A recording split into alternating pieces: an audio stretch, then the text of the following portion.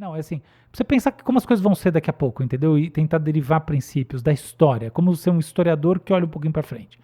Uh, em geral, áreas que são importantes para as pessoas, mas que estão meio chutadinhas, escondidinhas, relegadas a segundo plano, áreas assim, elas tendem a ser as grandes áreas onde as coisas vão acontecer. Então, vamos aplicar isso aqui na prática. Uma área que anda bem chutada hoje em dia é o sexo. Olha só, nos últimos anos, a gente viu, assim, do ponto de vista de estatística, o sexo é uma coisa que importa para todo mundo, mas não por frequência nem vontade, mas por uma questão social, importa ainda mais para os mais novos. Simples assim. E quando a gente pega o extrato mais novo, sei lá, de 18 a 30, não importa, a gente pode dizer que a gente viu algumas tendências que são quase concomitantes, aparentemente discrepantes, mas convergentes e significativas. Uma dessas tendências foi a redução no sexo. Jovem de hoje transa menos que o jovem do passado. Isso é sabido, fato consumado. Isso vale no Ocidente, tá? Isso não vale necessariamente do planeta Terra. Vamos chamar o Ocidente, o mundo industrializado, não só o Ocidente, na verdade, também vale na Ásia e tal, mas esse mundo ocidentalizado em que as pessoas... Onde você pensa um lugar onde você vai, você chega lá, você não se sente um alien. As pessoas ainda estão lá com o seu celular na mão, elas compram coisas, elas vão fazer, sei lá, saem, elas sentam numa praça, elas ficam mexendo de novo no celular, elas tomam metrôs, elas, portanto, moram em cidades e assim por diante. Beleza. Trabalham, sobretudo, em serviços e não na indústria nem no campo, etc. Ok. O sexo caiu em frequência. E os aplicativos de relacionamento explodiram. A tendência que seguiu, aliás, eu estava lendo sobre ela hoje de manhã no Wall Street Journal, é de um forte declínio dos aplicativos de relacionamento, do tipo Tinder e outros mais. Desabou. Eu esqueci o nome quase todos esses aplicativos famosos são de uma única empresa. Tem um monopólio aí, ainda a FTC, né, no Federal Trade Commission, que está lá processando a Meta, e o Google ainda não se preocupou com eles, porque eles são muito pequenos para esse tipo de preocupação, mas é um monopólio. Enfim. E o negócio é que as ações desse grupo desabaram e o negócio não está indo bem. Portanto, de um lado, olha o movimento, há uma queda no sexo. É claro que a pandemia foi o momento de mais relevância disso, só que na pandemia os aplicativos de relacionamento estavam crescendo. E depois, é como se os aplicativos de relacionamento fossem ser a tábua de salvação de quem não estava transando. E aí eles se mostraram que era uma tábua que afunda. E é interessante que a gente lê, assim, eu estava pensando sobre isso hoje, lendo esse artigo, a gente lê as análises e a sensação é que os aplicativos de relacionamento, que são aplicativos de transa, né, quase sejamos francos, só que é transa qualificada, supostamente, eles dão errado porque até os homens, não quero ser machista, parece que não querem a transa per se. Uma parte quer, mas tem um contingente grande que quer de fato um relacionamento. É como se as pessoas acreditassem por algum momento na falácia de que um aplicativo de relacionamento é um aplicativo de relacionamento e não um aplicativo de sexo não pago, dos dois lados. É essa a ideia. Mas é claro que não é. Então é como se houvesse um descolamento entre a natureza da oferta do serviço e a natureza da aspiração de quem consome o serviço.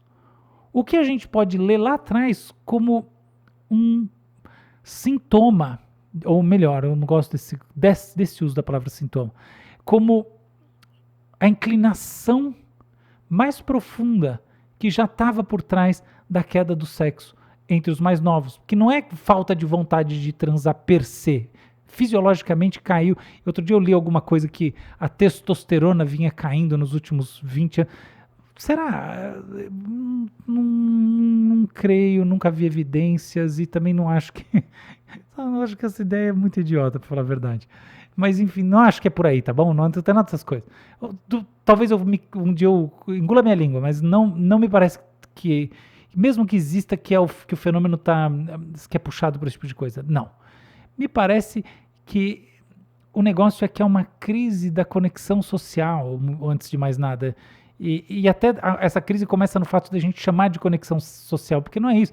É uma crise da curtição junto, do estar bem com outra pessoa, de estar na positividade, de estar curtindo aquele relacionamento, dessa coisa toda.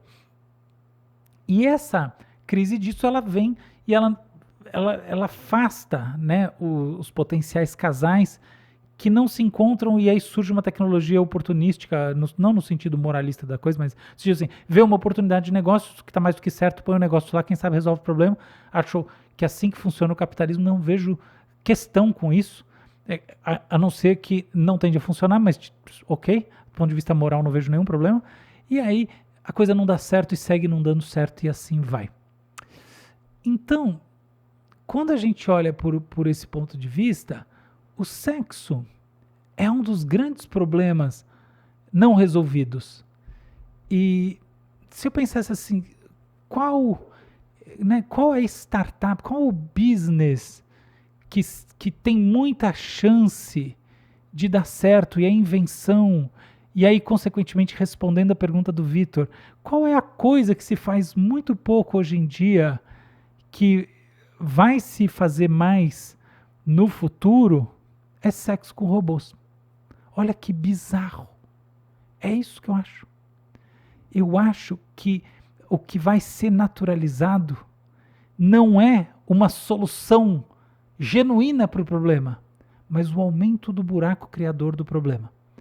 Muitas vezes é assim. Muitas vezes. Existe um problema, as pessoas buscam solucioná-lo. Ou melhor, existe um problema, as empresas entendem que o problema significa oportunidade, elas tentam, ganham uma grana, aquilo uma hora declina, porque do outro lado essa oferta ela não atendeu o aspecto mais profundo da demanda, isso gera uma nova demanda e uma nova tecnologia oportunista que tenta preencher esse buraco, pouco se ligando, vai falar que é uma missão, qualquer coisa, mas nunca é, tá? Isso não existe. Vai tentar encaixar alguma coisa ali. E eu acho que esta dinâmica ela vai ser mercadologicamente satisfeita, entre 1 milhão de aspas, né? Ela vai ser atendida através de bonecas e bonecos sexuais muito realistas que supostamente vão fazer uma conexão. Não é. Eu acho que o erro nesse raciocínio, muita gente quando pensa nessas coisas fala que horror, é achar que o grande negócio da boneca sexual e do boneco sexual do futuro é transar. Não é. O grande negócio é estar no domínio do relacionamento. Essa vai ser a grande variável. Aliás, eu prevejo que vai ter toda uma corrente de gente que não transa com o boneco sexual. E justamente não transa com o boneco sexual quando o boneco sexual é apto para transar. Porque se não fosse apto, não valia. É a opção de sinalizar que o que está em discussão não é a fisiologia do sexo, não é a masturbação com uma máquina, mas é uma carência de conexão no nível da intimidade. Aí que eu acho que vai rolar uma coisa muito grande. Então, se hoje esse negócio, e que já existe no Japão, né, saiu em outros lugares também. O Japão é pitoresco falar, porque na década de 80 era tratado como a terra das tecnologias exóticas e sobretudo das principais tecnologias. Mas é um tremendo preconceito, tá? Isso aí, em geral, sempre é coisa de americano. Por quê? Porque americano é quem mais compra tecnologia, então qualquer tecnologia vai ser coisa de americano. Mas enfim, houve um caso de um cara no Japão que quis casar com a boneca sexual robô, qualquer coisa assim. Ou então, era a fábrica de bonecas robô que fabricou esse suposto casamento, que seria uma jogada de marketing genial, né? Tanto que correu o mundo. Acho que, pensando bem, essa segunda opção faz mais sentido. De uma forma ou de outra, eu acho que essa é uma tendência poderosa, porque há essa aspiração, a força da demanda genuína está lá. E eu acho que, de fato, essa força surge de uma crise muito verdadeira. Só não acho que essa solução, pela via do mercado, que me parece que vai vir muito forte, ela, quando a gente olhar do ponto de vista da satisfação das pessoas, ela vai melhorar a vida de muitos. De alguns vai, tá? Pensa bem, claro que vai. Imagina uma pessoa solitária, tem vários perfis que vão dizer que estão melhor com essa sua companhia robótica que estabelece laços de intimidade e eventualmente transa do que sem. Mas vai ter um outro lado que potencializa o principal problema da pornografia. Qual que é o principal problema da pornografia? É que a pornografia é obscena? É que... Não, não é. Ainda que isso seja um problema também, em algum nível, tá?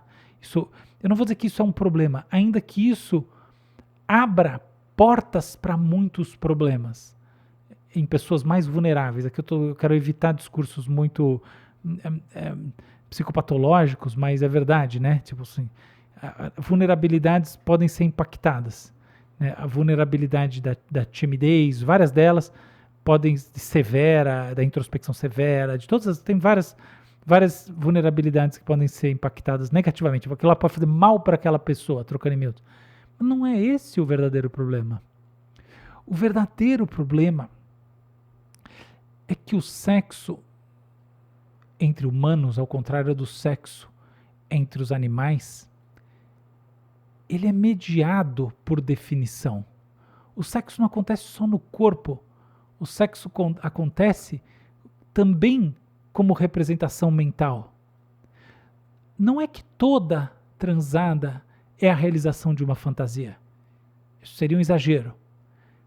Mas o sexo na vida das pessoas tem uma representação que ela é inseparável do conjunto de mentalizações, de fantasias, de desejos, enfim, do histórico, de condicionamentos também, de tudo isso que existe. Essa é uma verdade. Então, o sexo é essa construção. E a pornografia, ela é uma desconstrução em última análise, porque uma alegoria dessa desconstrução é o seguinte: imagina que você está acostumada a tomar um vinhozinho à noite. Aí você toma meia tacinha e é legal. Aí um dia vem um amigo te visitar e vocês estão lá conversando, vou tomar aquele vinhozinho lá para trocar essa última ideia, depois eu vou dormir. Ah, beleza. Fala assim, pô, eu trouxe um negócio aqui para botar nesse vinho que vai ser excepcional. Aí o sujeito abre e põe dentro do vinho sei lá, um absinto, 100% de álcool. E aí você toma aquela dose de absinto e você toma a mesma quantidade de álcool. Do ponto de vista do tangível, as coisas praticamente não mudaram. Mas o negócio é como se fosse o estímulo extremo. E o estímulo extremo, aquele absinto, ele faz assim com a sua cabeça. Daquele dia em diante, sem radicalizar, mas essa experiência, no dia seguinte, quando você for tomar, você está ali, você vai tomar a sua tacinha de vinho, você vai ver a sua tacinha de vinho como parte de uma estrutura excessivamente benigna. Você fala assim, nossa, esse golezinho de vinho não é nada perto daquele absinto, daquela coisa. O problema da pornografia é esse. É o problema do absinto. Ele assim, existe um extremismo sexual de todas as formas, porque evidentemente o filme é um produto e o produto tem que se destacar em relação aos outros produtos e consequentemente tudo precisa ser extremo, que torna a vida sexual que existe no mundo real um estímulo fraco. Entende? Porque não, ou então torna as pessoas simplesmente psicopáticas, porque é claro que há um descompasso. Então, quando a gente volta e pensa qual que é o negócio desse estímulo que vai ser realidade se o que eu estou falando for verdade, é que ele vai funcionar como uma pornografia também. É muito provável que tenha gente que depois que começar a transar com essas companhias, que eventualmente não vão ser vendidas, vão ser alugadas até para poder serem trocadas, coisas assim, sei lá, os lugares que tem uma questão meio higiênica, talvez não sei dizer, por enquanto, talvez remontadas, sei lá, mas com esse troço talvez simplesmente nem queiram mais transar com gente.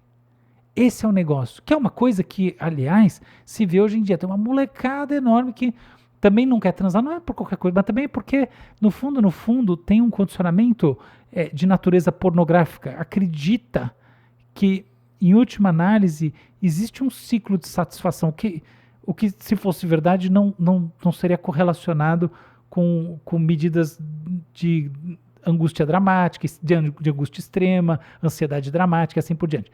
Mas, então, óbvio que não. Mas é isso, entende? Então, eu acho que, infelizmente a palavra é muito moralista, né? Mas eu acho que nesse caso, essa vai ser uma das práticas que vão se tornar muito mais correntes em 5 anos do que hoje em dia e que a gente pode, do ponto de vista moral, dizer que vão representar um passo para trás no desenvolvimento na busca da felicidade humana.